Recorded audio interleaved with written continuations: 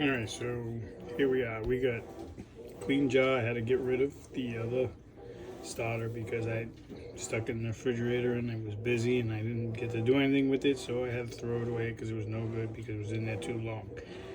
So the new book that I got says 100 grams of flour to 100 grams of water.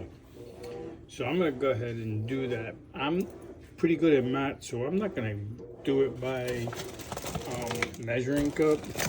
I'm just going to go ahead and, so I know 100 grams of flour is going to go up from 891, which is my jar weight, to 991. So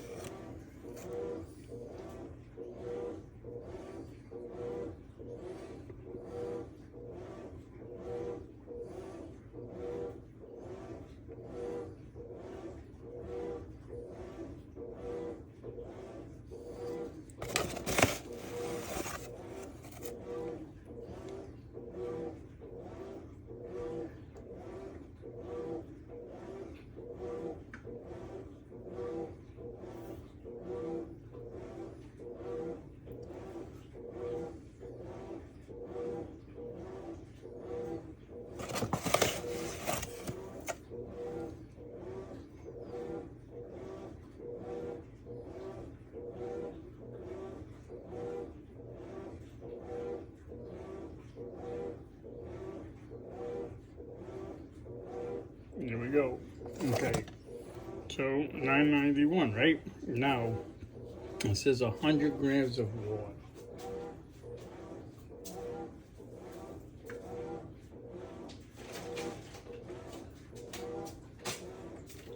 Again, like I told you guys before, I live in a rural area, so I have well water, so I am going to be using bottled water. So if you do dry ingredients, 100 grams of dry ingredients is about 3/4 of a cup. 100 grams of wet is a half a cup. So here we go. So I'm just gonna do 100 grams. So 991 should bring me up to 1,091.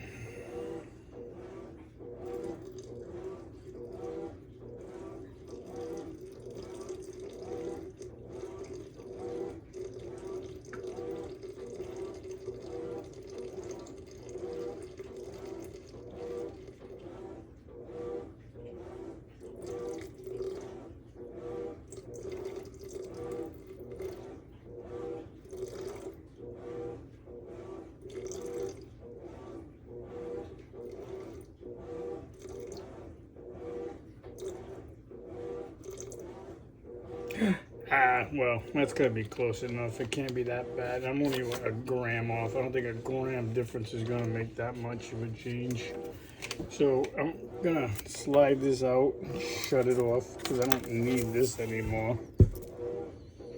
And by the way, that I'll give you the price if you like that scale.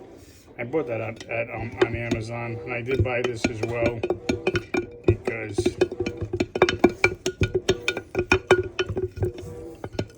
they said this is a better tool to work with.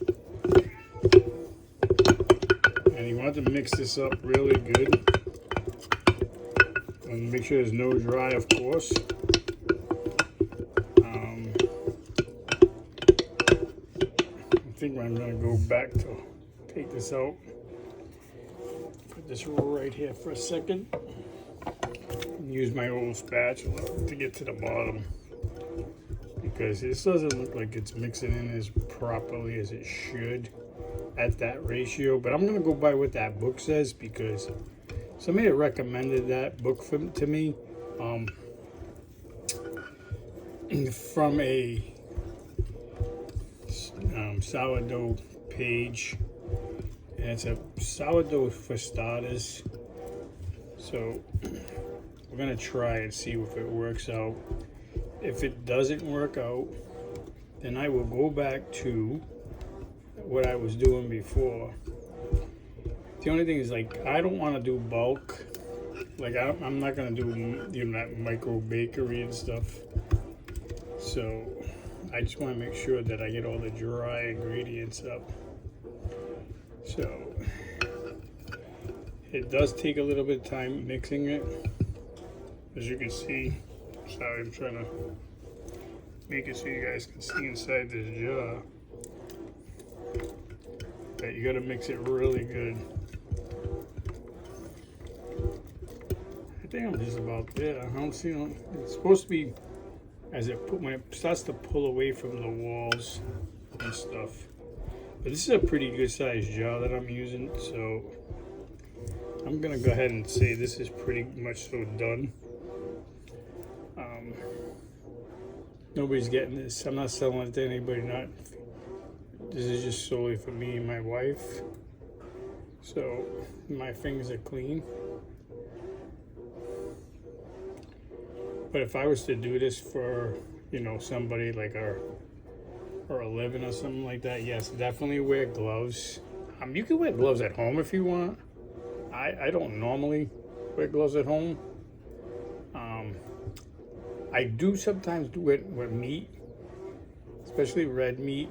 If you're mixing like chopped meat to make like a meatloaf or meatballs or something like that, I'll wear gloves.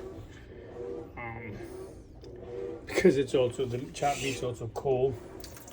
Now, I also heard, don't run this down your drains, the starter. I live in, like I said again, like I'm gonna tell you, I live in a rural area, and I have well water and I have septic, and we use yeast basically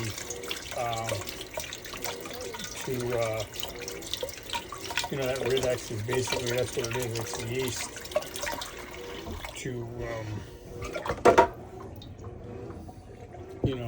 treat your drains with, your septic tank. So I'm gonna go ahead and mark this up with my magic marker, see where the levels are, and then oops, it's not on tight, just a little drop. Where am I gonna play? Where do I want to place my mark? Because it's right there. So here we are. That's a little high. Let's take that off.